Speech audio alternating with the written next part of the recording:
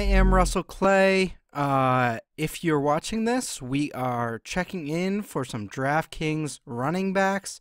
If you want to check out my full article, you can go to dailyfantasycafe.com and read that and all my other content for the week, mostly on DraftKings there. Also have some stuff on Fantasy Draft and Yahoo, and even a little FanDuel mixed in there. So if you want to check that out, definitely do so. But hey, let's get into it. Week 9, dealing with another bye-week heavy week. At the top here, I think it's fairly simple. I think we're going with Zeke Elliott. 134 plus yards in 4 of his last 5 games. You're just looking at the total yards here, over 140 total yards in each of the last 5. Really got it rolling, facing a Cleveland defense that is just bad. I mean, they're just bad. I don't care, home, away, wherever. This Dallas offensive line is going to be able to have their way. Matt Forte obviously had some success against them last week with rushing touchdowns. Could see a Zeke, huge game. Could be the biggest game of his season. I understand he's going to be highly owned, especially on DK where he's only 79. But I just don't see how you fade him in cash. It's not viable to me. I just think it's way too easy. And you kind of look at the prices of the high priced. Like, I expect Zeke to outscore Odell Beckham and Antonio Brown. I mean, I know if Big Ben comes back, Antonio Brown has a high ceiling, but in terms of floor, ceiling, all the goods, implied totals, hot player coming into this game, I think we're looking at Zeke as the clear cash option. The issue with this week, you see all these question marks. DeMarco Murray, Spencer Ware, Matt Forte is going to play, Devontae Booker is going to play, but a lot of questions, including Carlos Hyde, who I like. If he does play, I think that's a nice target. It is important to note that Sheldon Rankins might play this week for the Saints. He's a D lineman, might affect the run defense a little bit, but as we've seen throughout the year, Carlos Hyde isn't really susceptible to, good defenses because the 49ers just run him into the ground when he's in there, and he's going to chug to his 4 yards per carry and 80 yards on 20 carries and maybe a touchdown.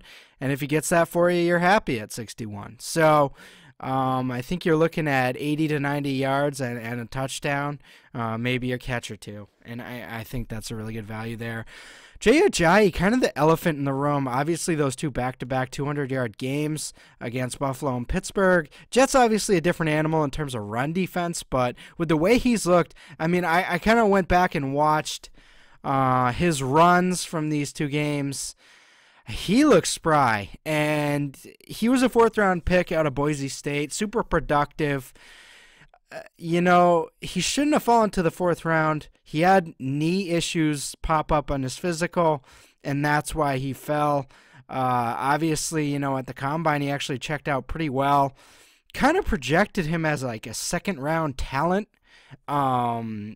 He's an all-around guy. You don't see these receiving numbers, but those, he definitely has the skill set to take advantage of that type of situation too, and that's how running backs have to kill the Jets. You're not going to kill them, busting it up the middle 25 to 28 times. That's just not how you're going to beat the Jets. Hopefully they can get him in the screen game. I mean, that's where he was good at Boise State. He was a dominant screen game player. So I think that's what we're looking at there. I like him. I like Devontae Booker again. I think he's a cash game guy if you're looking in that range. I know there's a little concern about the shoulder. Obviously went out for a few series last week. Terrifying if you had 100% exposure on all sites like I did. But, he came back in. Obviously got the 24 touches on those 6 targets. So 25 touches on, or 25 total ideas were planned for him in that game. So I think that's really something we're going to look at going forward. Obviously, The return of Joey Bosa kind of changes the dynamic of that Chargers run defense, and I think that affected the Broncos run game more so than the Broncos actually struggling. They're going to get a nice reprieve against this Oakland team. Going to be easy. This is going to be an easy game for Devontae Booker. I think he is a cash game guy with the Broncos D. I think you make a nice combo there. Le'Veon, I just find myself paying up for Zeke. I mean, if you want to throw both of them in there, I'm certainly not going to tell you not to play Le'Veon. If Big Ben is in, you're obviously going to be looking at Le'Veon. Super high floor. I'm down to play both, but I like Zeke more at that price point. I think it's just, less question marks. You know what you're getting. You know what you're getting with Le'Veon too, but I just worry about that Baltimore D a little more than Cleveland, obviously. Melvin Gordon, those 10 touchdowns, obviously getting the uber red zone work. Didn't get it last week against Denver, but ran, for 111 yards and 155 total yards. You're going to take that every time. Questions about his efficiency are understood, but he is the bell cow for this team. He's going to be, he's on pace for 350 touches, maybe even 370. And he's at 6,300. I mean, he's getting very little respect here for a guy that is the number 3 fantasy running back facing a Tennessee Titans team that's obviously improved this year, but not someone you're fading because it's Tennessee. They are good. They are better, but tough to get behind. Todd Gurley, I can't deny Todd Gurley at 58. Obviously, you worry about that Carolina run D, but they have been getting Gurley more involved in the passing game. 18 catches in the last 4 games. That's a pretty good clip. I think we can expect to see that the rest of the season. Obviously, you're not loving what you're seeing here in the rushing department. I love Todd Gurley. Great prospect. Tough year for him. Going to continue to be tough. Carolina's going to key in on him, and 5,800, nice tournament swerve, but nothing really more than that right now. The midsection here looks like DeMarco Murray's going to play, not playing Derrick Henry. Jonathan Stewart, I'm okay with. Obviously, the 2 rushing touchdowns in each of the last 2 weeks, a big boost to his fantasy value. You take those 24 points away, and you got 10 points per game. So that's kind of what he's been the past few years. When he gets the touchdowns, he's nice, and when he just doesn't get those and Cam runs them in, or Tolbert or Olsen and Kelvin are getting involved in the red zone, then you just start to see, he's playing at his ceiling currently, and that's great.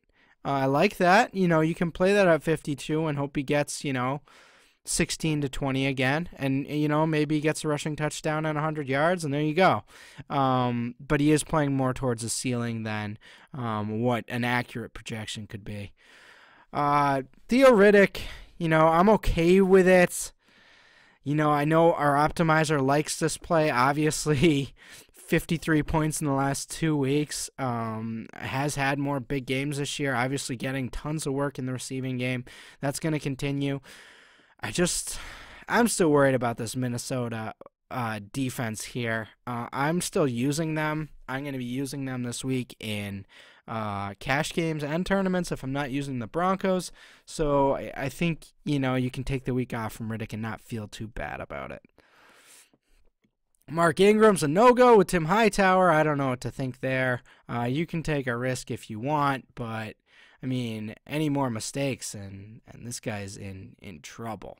So, yeah, I'm not loving what it looks like for Mark Ingram right now, at least for this week. Then you kind of get into a tier that's very interesting.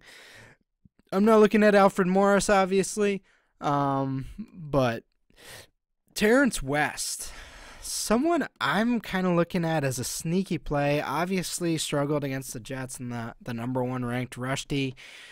But you just look back at at his fantasy scores, I mean, I know Kenneth Dixon is there, but he's not going to steal the goal line work, I don't think. I think you can go with Terrence West at 4,700 in a tournament.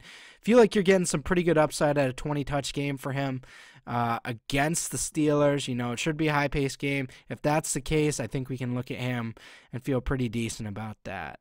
Not going to deny Frank Gore. I know Green Bay has the number one rush D. We obviously saw Gore with the receiving touchdown last week. You know, with Moncrief back, hopefully Hilton plays, Green Bay is not going to be able to stop the pass of the Colts. So this is going to open up things for Gore. Maybe we could see something like 2 weeks ago where he had those 5 receptions. But yeah, it could be a tough day. Probably a fade with Charkandrick West right there.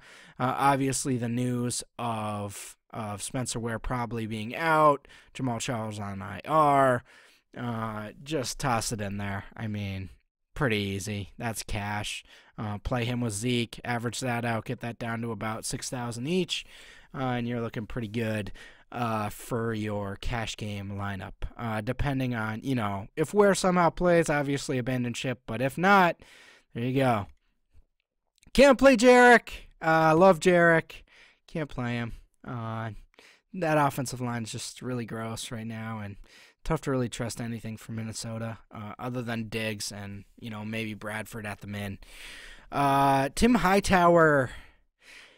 I know I said I don't trust Mark Ingram. I might be willing to get a little weird here with Tim Hightower. Obviously coming off the 26 carry performance against the Seahawks.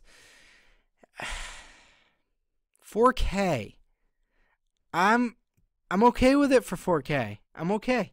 You know, against the San Francisco team, I think it'll be a committee, but we've seen San Francisco give up 100-yard rusher after 100-yard rusher after 100-yard rusher. If Tim Hightower gets 15 to 17 carries and maybe 1 to 2 catches in the screen game, I think that is, you know, a great value at 4K in the matchup. I mean, you know, Tim Hightower not really being used in that receiving game role, but if you remember back to his Cardinals days, that was one of his main things. With him and Beanie Wells, I don't want to bring you back too far, but that was kind of the battle. You know, Tim Hightower was the better overall running back from a pass protection and receiving down prowess type of way. So I think he's interesting in that sort of way. So tournament punt, I think, is viable there. I'm not really digging this. I don't think you need to go down. One guy I'll talk about, we're going to avoid him for a second, and then we're going to go back. Who's he going to pick? Oh, Wendell Smallwood after that fumble? No. Oh, Sean Drawn, Benny Cunningham, Kenny Dixon. Oh, TJ Yeldon. Oh, but Russ, he only has 7 touches in his last game. He only has 14 in his last 2, and he only has 21 in his last 3 games. He's had 3 touches in each of the last 3 games. Why would you ever bother with that, Russ? Well, because their offensive coordinator's gone. They picked TJ Yeldon in the 2nd round last year. 3,600 is just uber cheap against this Chiefs defense. They're going to be passing the ball. Blake Bortles and Allen Robinson haven't really gotten going this year. Chris Ivory, you know, had that one good game, but other than that, hasn't really looked that good. And I mean, he's had look at these, you know, these games. He's had over a 10-yard rush in very limited, you know, times. Obviously, I'm grasping at straws a little bit here. I just don't understand what happened. You know, they're just passing when the passing game isn't working. And I think, you know, Yeldon is kind of an interesting guy in PPR. Obviously got the 4 targets last week against Tennessee. I think we could see an upstick in touches with a new offensive coordinator.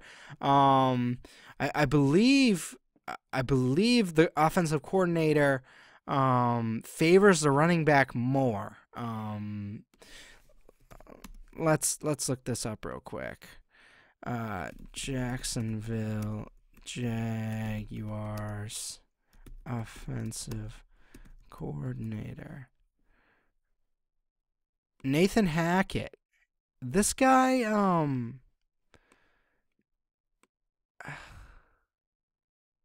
pretty interesting. I think he could be a guy that really turns this offense around. I think things just got stale.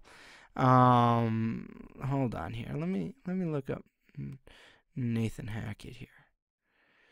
I know this is great pod, but we're trying to dig deep for you. Hackett. This is what I do all day, by the way. Here we go. NathanHackett.com. He's from Australia. He's probably not from Australia. Wikipedia. All right. So, yeah, Buffalo Bills offensive coordinator in 2013, 2014. That was the Fred Jackson years. Obviously, that's something to keep an eye on. You know, Fred Jackson, C.J. Spiller, those were the years they were dominant. And I think, you know, Yeldon is the type of guy where he doesn't have quite that much talent, but he was a second rounder. They have a lot invested in him. Obviously the starter by, you know, just because he's the best one there. It doesn't necessarily mean much, but generally speaking, I think he's got the raw tools, if you give him 15 to 20 touches, to, you know, get you 15 to 20 fantasy points. If that's the case at 36, I think he's a great tournament punt. So that's kind of what we're looking at there. I mean, I wouldn't go all in with that, but it's certainly something to keep an eye on, at the very least. So that's kind of my overview, kind of the guys I'm on. Good luck, everyone. Hopefully this helps. You know, I wrote up the article. I focused on, you know, Zeke and a lot of these guys up top, but, you know, definitely check that out, and check out Daily Fantasy Cafe for all our awesome tools and content. If you like this video, have a comment or idea how we can make it better, or you like what we're doing here, give us a like and subscribe. I'd really appreciate it. And never be afraid to ask me questions on Twitter. So as always, you know, good luck. Set those lineups. You know, play some early only. It's a fun slate. 1, 2, 3, 4, 5, 6. 6-game early slate. Plug Zeke in and go crazy with these other games. Think it could be a fun early slate. As always, I am Russell J. Clay. You can follow me on Twitter at Russell J. Clay. And we will see you guys in Week 10.